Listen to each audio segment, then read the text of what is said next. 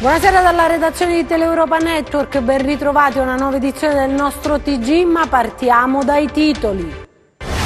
Il Comune di Cosenza avrà 30 giorni di tempo per evitare il dissesto. La delibera della Corte dei Conti diffusa nel pomeriggio di oggi parla di mancato rispetto degli obiettivi previsti nel piano. Il sindaco Chiuto annuncia il ricorso alle sezioni riunite e rassicura i cittadini: non cambierà nulla. 24 punti monitorati da Legambiente, 12 sono inquinati. Il problema resta sempre la cattiva depurazione.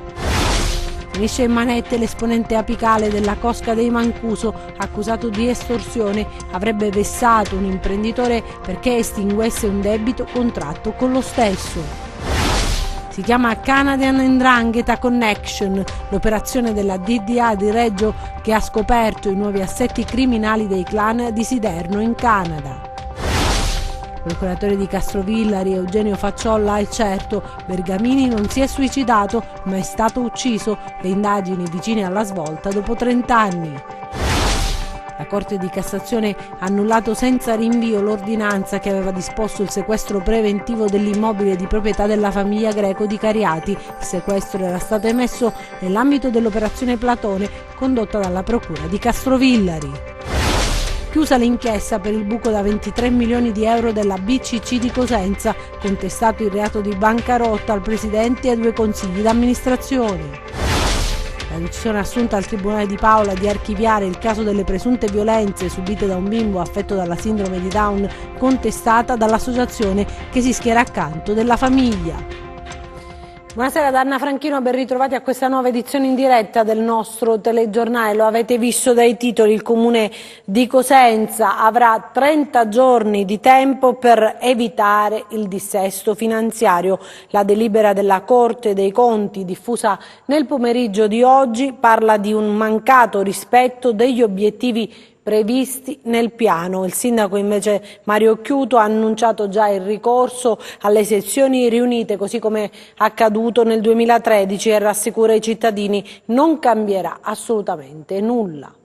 Non è bastato l'intervento del sindaco Mario Chiuto dinanzi ai magistrati della Corte dei Conti a scongiurare la delibera di dissesto per il Comune di Cosenza. Per la magistratura contabile negli ultimi anni non sono stati rispettati gli obiettivi intermedi fissati nel piano di riequilibrio finanziario pluriennale dell'amministrazione. Conti bocciati dunque in una relazione di 142 pagine trasmessa questa mattina agli uffici amministrativi del municipio. Scrive la Corte che il Comune di Cosenza non è stato in grado di assumere idonee misure per garantire l'aumento delle riscossioni e lo smaltimento della spesa e che in assenza di eventi eccezionali allo Stato neppure prospettati e tenuto conto di quanto esposto nella presente deliberazione, non potrà nei restanti 3 anni recuperare il disavanzo pregresso non ripianato, nonché l'ingente deficit formatosi durante la vigenza del piano. Emerge, continuano i magistrati contabili, una limitata capacità di riscossione con conseguente rischio della perdita di entrate per prescrizione e una continua necessità di richiedere al tesoriere, per far fronte ai pagamenti, anticipazioni di liquidità che hanno un costo pari agli interessi corrisposti al tesoriere sulle somme anticipate. Nella delibera si legge ancora come sia presente la sussistenza di ingenti debiti pregressi, il cui saldo evidentemente comporta ulteriori aggravi per l'ente per interessi e spese legali. Ieri, all'uscita dalla Corte dei Conti, Mario Chiuto, pur mostrandosi convinto di superare lo scoglio grazie all'esposizione delle misure predisposte al miglioramento dei conti, aveva già annunciato l'intenzione, in caso di determinazione sfavorevole da parte dei giudici, di ricorrere entro i prossimi 30 giorni alle sezioni riunite della Corte, così come è avvenuto con successo nel 2013. Altrimenti avverrà quello che è avvenuto nel 2013, quando questa Corte dei Conti bocciò quel piano, poi dovremmo fare ricorso alle sezioni riunite. Il sindaco di Cosenza fa sapere inoltre che deve essere chiaro che per i cittadini non vi è alcuna differenza fra predissesto e dissesto, in quanto le aliquote dei tributi comunali rimarranno invariate. Anche nella peggiore delle ipotesi, sulla cittadinanza non ricadrà alcuna conseguenza. E lasciamo per il momento la politica, parliamo di depurazione perché su 24 punti monitorati da Lega Ambiente in Calabria, pensate un po', 12 sono inquinati. Il problema resta sempre la cattiva depurazione. Corigliano Rossano è l'unica tappa calabrese del Tour di Goletta Verde. L'imbarcazione ambientalista è in viaggio dal 23 giugno scorso, in tutto 25 le tappe lungo lo stivale per monitorare la qualità delle acque, denunciare le illegalità ambientali e l'abusivismo edilizio, ma anche per informare e sensibilizzare i cittadini sull'importanza di salvaguardare il nostro prezioso ecosistema. Oggi a bordo della Goletta Verde la conferenza stampa per illustrare i dati del monitoraggio effettuato lungo le coste calabresi. Ebbene, non c'è da stare allegri. In ciascuna provincia monitorata infatti c'è almeno un punto fortemente inquinato e su 24 campionamenti eseguiti lungo le coste 13 risultano fuori dai limiti di legge e di questi 12 sono fortemente inquinati. Il problema è sempre lo stesso, ossia la mala depurazione. Sotto la lente infatti i canali e foci che continuano a riversare in mare scarichi non adeguatamente depurati ed è questa la fotografia scattata dall'associazione ambientalista.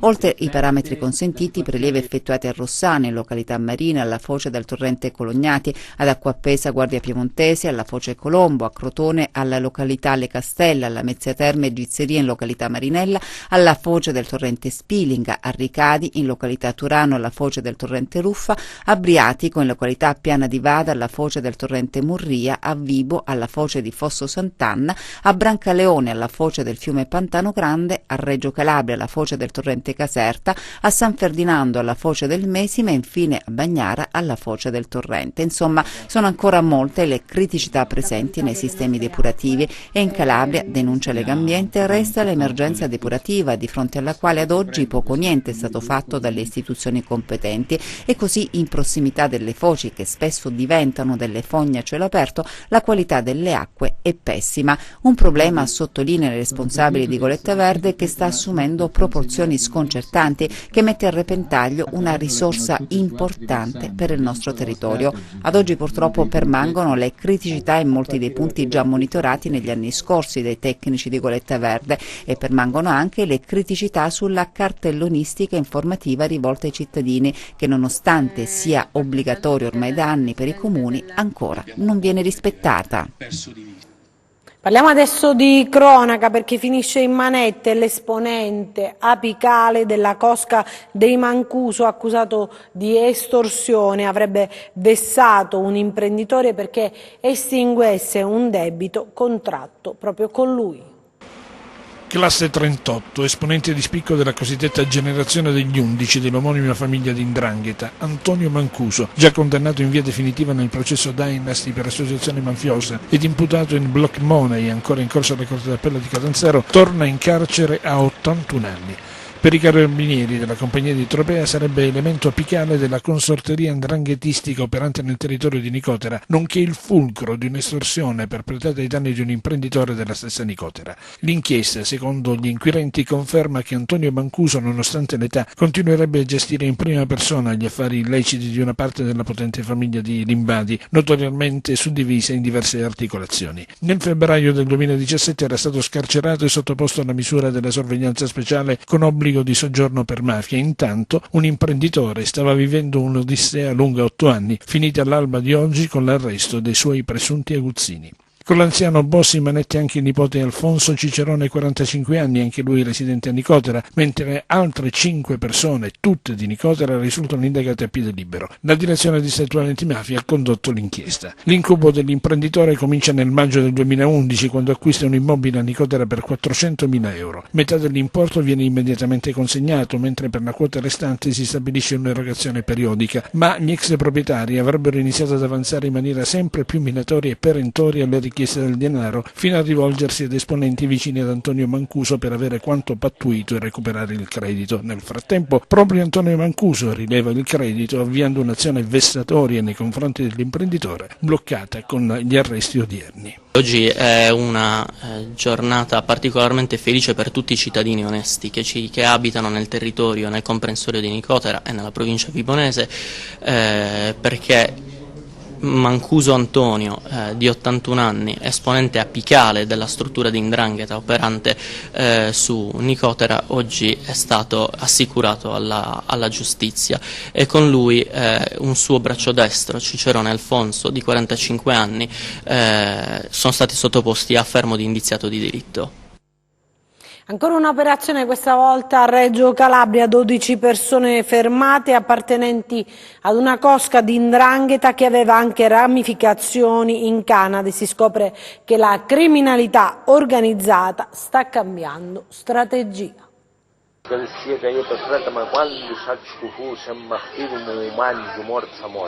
L'operazione Canadian 'Ndrangheta Connection rappresenta, secondo gli inquirenti, un ulteriore ed importantissimo tassello nell'azione di contrasto al crimine organizzato. Sono 12 le persone fermate in diverse regioni italiane e all'estero nell'ambito dell'operazione che collega Calabria e Canada, eseguita dalla polizia e coordinata dalla DDA di Reggio Calabria. Colpita la cosca Muia, affiliata allo storico clan dei Commisso, originario di Siderno ma che opera da decenni oltreoceano. Le accuse mosse vanno dall'associazione mafiosa transnazionale ed armata al trasferimento fraudolento di valori, esercizio abusivo del credito ed usura. L'inchiesta, sviluppata negli ultimi 2 anni, ha consentito di delineare la struttura dell''Ndrangheta in ambito sovranazionale. Per la prima volta è stata documentata l'articolazione territoriale operante in Canada, governata da un organismo che si riunisce proprio all'estero ed assume decisioni che poi hanno peso anche nelle dinamiche criminali sul territorio calabrese. Insomma, i centri decisionali dell''Ndrangheta non sono più solo in Calabria e qualche indizio era già venuto fuori. Già si sapeva da anni, da decenni, le prime sentenze che parlano del Siderno Group of Crime in Canada sono del 92 e del 96-98. Sono state censite riunioni di 'Ndrangheta con responsabili delle locali australiane, canadese, del Belgio, già nel 92 ad Ardore. Adesso è chiaro che le strategie dell''Ndrangheta, che ormai ha messo radici in vari stati ed in particolare nel ricco Ontario, stanno cambiando. Si sta verificando una situazione che riguarda non soltanto lo spostamento, come si diceva, di propaggini in territorio oltreoceano, ma si sta verificando uno spostamento operativo che induce ovviamente a ritenere anche un cambio di strategie. Sottolineata la grande collaborazione che è nata tra le nostre forze dell'ordine e quelle canadesi, che hanno anche colpito in una recente operazione la cosca dei Figliomeni, altro clan radicato in Ontario, con una decina di arresti. L'operazione della DDA di Reggio Calabria ripercorre le vie della 'Ndrangheta calabrese, quelle che ha seguito negli ultimi decenni. Si torna in Canada, si torna a Toronto, si torna nell'Ontario, così come si potrebbe andare nel Quebec. Si scoprono i legami tra i gruppi sidernesi, quelli fondati storicamente da Antonio Magri, e la filière canadienne, cioè i locali di 'Ndrangheta operanti dall'altra parte dell'oceano. Ritroviamo soldi, ritroviamo affari, ritroviamo delitti, ritroviamo intestazione fittizia di beni. È un po' quello che troveremmo anche in Australia, cioè quello che scopriamo a Toronto vale in Canada per Hamilton, per Mississauga, vale per Montreal, vale per Ottawa, per Vancouver, ma la stessa cosa vale per le grandi città australiane. Pensate a Griffith, pensate a Perth, pensate a Sydney, ma soprattutto pensate a Melbourne. Ecco cosa prova questa operazione, che la grande 'Ndrangheta, che opera nei 2 paesi, quello americano e quello australiano, che non sono stati assolutamente toccati dalla crisi, ha una base unica ed è la provincia di Reggio Calabria. Chi doveva aprire un locale di 'Ndrangheta in Canada doveva comunque darne notizia e ottenere in qualche maniera autorizzazione dall'area sidernese, e chi deve fare la stessa cosa in Australia deve mantenere questo stesso tipo di rapporto. Quindi Giovanni Bombardieri e i magistrati della DDA di Reggio Calabria ci confermano quanto la 'Ndrangheta oggi sia non un problema italiano, non un problema europeo, ma un problema mondiale. E da Reggio Calabria a Castrovillari, perché il procuratore Eugenio Facciolla è certo: Bergamini non si è suicidato ma è stato ucciso. Le indagini sono vicine alla svolta dopo circa 30 anni. Se non è suicidio sarà qualcos'altro, insomma, ecco. Per noi questo è il tassello più importante. Il procuratore Eugenio Facciolla pronuncia poche parole, il segreto istruttorio, gli impone il silenzio sull'attività e i risultati dell'indagine, ma al microfono il cronista della trasmissione Chi l'ha visto ribadisce quanto è emerso all'esame autoptico effettuato sul corpo di Donato Bergamini. Ho sempre pensato, ho sempre sostenuto, anche con i miei colleghi, che quando si procede a fare l'autopsia il morto ci parla, ci trasmette tante cose. Nel caso di specie io credo che al momento della riesumazione di Bergamini è accaduto qualcosa di molto particolare. Oggi possiamo certamente dire con margini di certezza assoluta dal punto di vista scientifico che Bergamini non si è suicidato. Il corpo di Donato ha parlato, è lui il nuovo testimone, di sicuro quello più credibile. L'inchiesta, dice ancora il procuratore Facciolla, è stata condotta non considerando la morte del calciatore un cold case, ma un fatto contemporaneo. Si è proceduto come se in realtà il fatto si fosse verificato il giorno prima. Questo proprio perché volevo che non ci fosse alcun tipo di condizionamento mentale o di idea precostituita, diciamo così, su quello che era accaduto. Le nuove indagini sono nella fase conclusiva. C'è la prova che le cose non sono andate così come è stato raccontato per 30 anni da chi era con Dennis. E forse è arrivato il momento di aggiungere altri pezzi di verità per rendere giustizia a un uomo, una famiglia e alle migliaia di persone che non hanno mai creduto al suicidio del numero 8 rossoblù. Ancora la cronaca, è stata chiusa l'inchiesta per il buco da 23 milioni di euro della BCC di Cosenza, contestato il reato di bancarotta al presidente e a 2 consiglieri di amministrazione. L'avviso di chiusura delle indagini preliminari è stato emesso nei confronti di 28 persone. L'inchiesta sul crack della banca di credito cooperativo di Cosenza è giunta ad una fase cruciale. Gli indagati devono rispondere di un buco finanziario quantificato in circa 23 milioni di euro, determinato, secondo l'accusa, dalla concessione di mutui e prestiti deliberati dal Consiglio di amministrazione in favore di persone e aziende ad alto rischio di insolvenza, certificato anche dalle centrali di rischio e dai pareri sfavorevoli emessi dall'ufficio fidi della stessa banca. L'istituto di credito, posto in liquidazione e poi fallito a causa di un collasso economico, è stato assorbito da un altro istituto. La Banca d'Italia negli anni scorsi ne aveva censurato la gestione inviando prima gli ispettori e poi 2 commissari straordinari che avevano sostituito gli amministratori locali per fare chiarezza su conti e bilanci. Figura centrale dell'inchiesta è il presidente dell'istituto di credito Ettore Giacinto Caroselli, 67 anni. Gli altri indagati sono membri del consiglio di amministrazione e del collegio sindacale. Ancora la cronaca che arriva dal Reggino, in particolare da Locri, dove i carabinieri della compagnia di Locri hanno arrestato il latitante Sebastiano Giorgi, di 46 anni, ricercato dal 2012. L'uomo era destinatario del provvedimento di revoca di sospensione di ordine di esecuzione per la carcerazione e il contestuale ripristino dell'ordine stesso, emesso nel giugno del 2012 dalla Procura di Reggio Calabria. Giorgi è stato arrestato in seguito ad un controllo dei militari che hanno notato a Sant'Ilario dello Ionio una Fiat Panda nera con i vetri oscurati. Insospettiti hanno deciso di fermare il veicolo sulla strada statale 106. A bordo hanno trovato 3 persone, fra le quali appunto Sebastiano Giorgi. L'uomo è noto alle forze dell'ordine per relativi reati al traffico di droga e di armi. I fatti appunto risalgono al 2006, deve scontare la pena di 1 anno di reclusione. Adesso altre notizie, altre storie nei nostri 100 secondi di cronaca.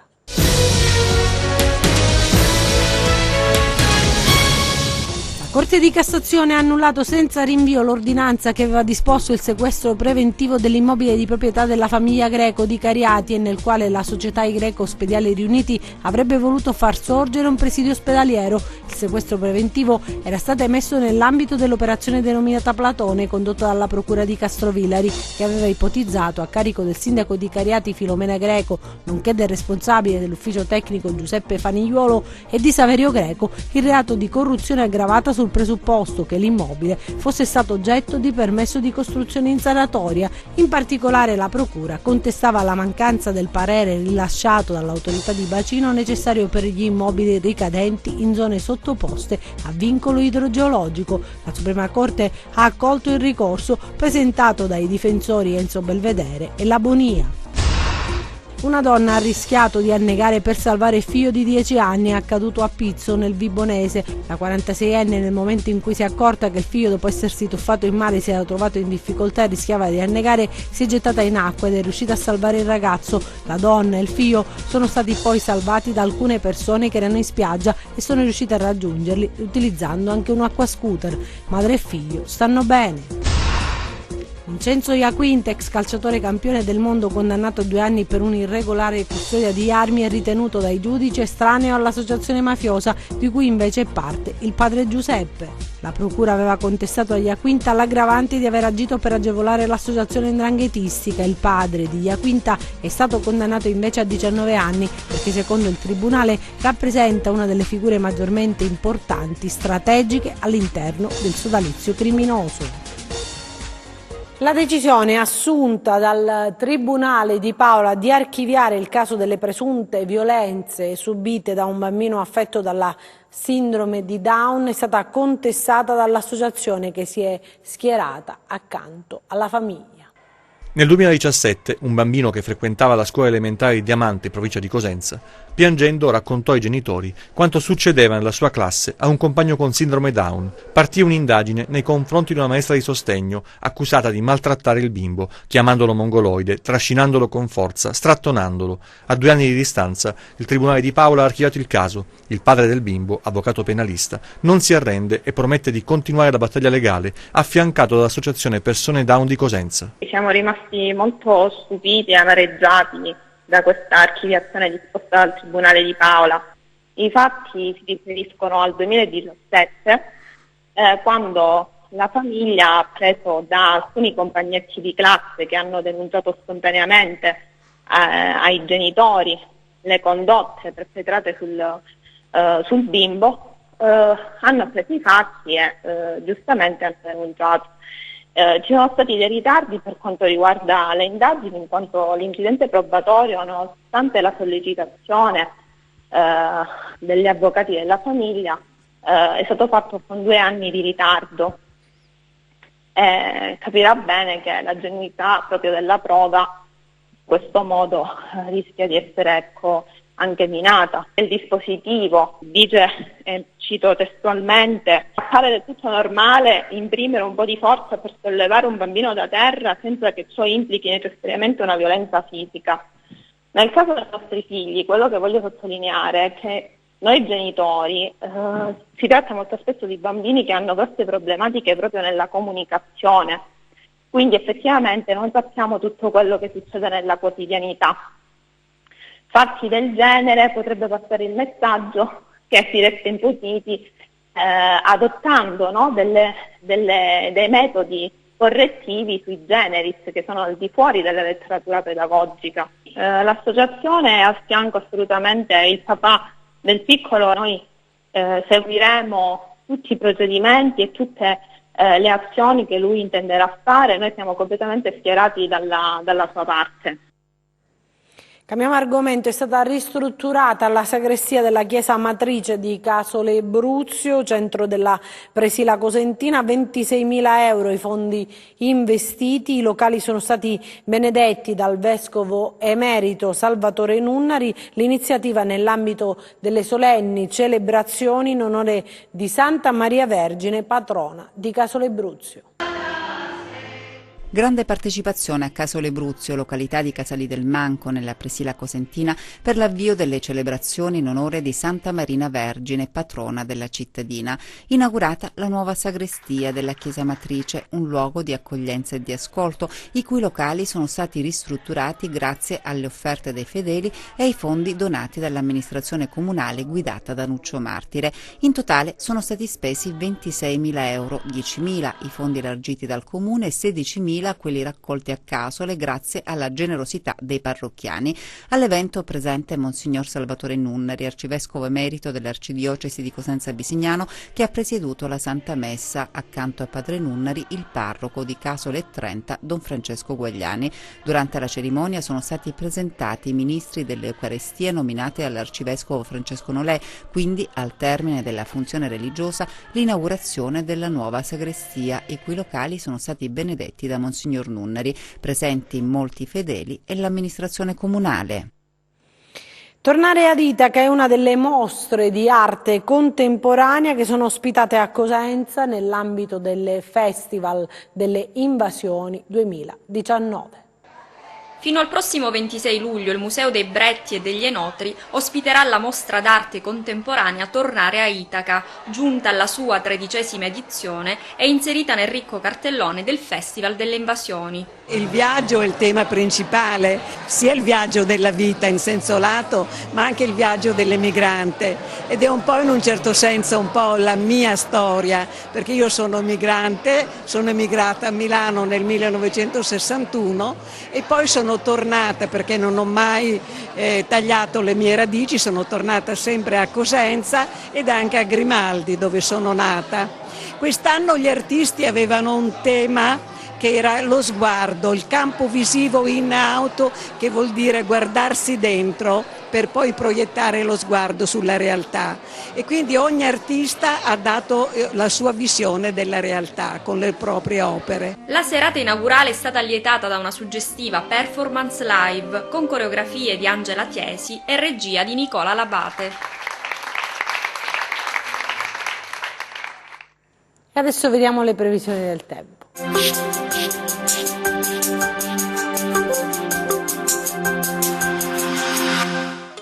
L'arrivo dell'anticiclone delle Azzorre ha favorito un deciso miglioramento delle condizioni meteorologiche.